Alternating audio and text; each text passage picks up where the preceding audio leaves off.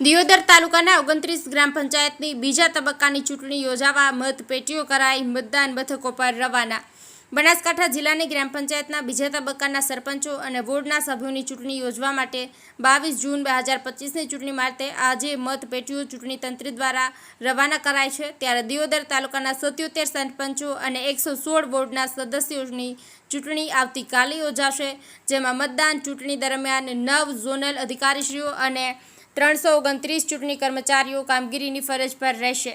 તો બીજા તબક્કામાં ગ્રામ પંચાયતની ચૂંટણીમાં 44,843 મતદારો, 77 સરપંચોને અને 11,520 મતદારો વોર્ડના 116 સદસ્યોને કરશે મતદાન।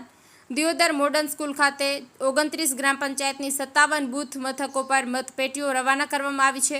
દિયોદર તાલુકાની 29 ગ્રામ પંચાયતોમાં ચૂંટણીમાં શાંતિપૂર્વક મતદાન થાય તે માટે વહીવટીતંત્ર અને ચૂંટણી અધિકારીઓ તહેનાત કરવામાં આવ્યા છે। આવતીકાલે 22 જૂન 2025ના સવારે 7 વાગ્યાથી સાંજે 6 વાગ્યા સુધી ચૂંટણી યોજાશે, જે દિયોદર તાલુકાના 29 ગ્રામ પંચાયતના 77 સરપંચ ઉમેદવારો અને 116 સદસ્યોની ચૂંટણી યોજાશે।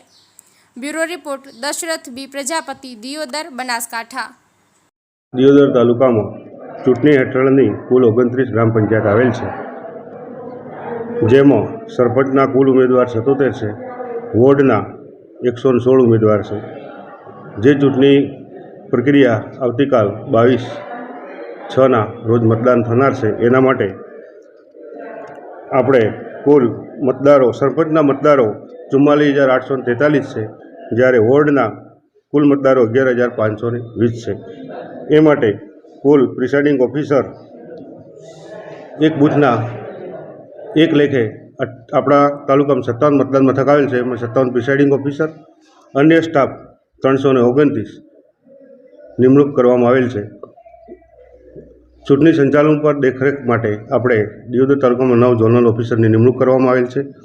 એ તમામ સ્ટાફને આજે બસમાં બેસાડી અને પોલીસ કાફલા સાથે અત્રેથી રૂટ જે તે મતદાન મથકે રવાના કરવામાં આવેલ છે અને શાંતિપૂર્ણ મતદાન થાય એ માટે આ તાલુકામાં દરેક મતદાન મથકે એક પોલીસ કર્મચારી, એક હોમગાર્ડ લેખે નિમણૂક કરવામાં આવેલ છે।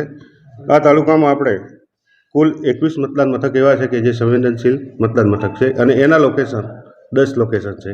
તો એ 10 લોકેશન ઉપર 2 પોલીસના જવાનો તૈનાત હશે।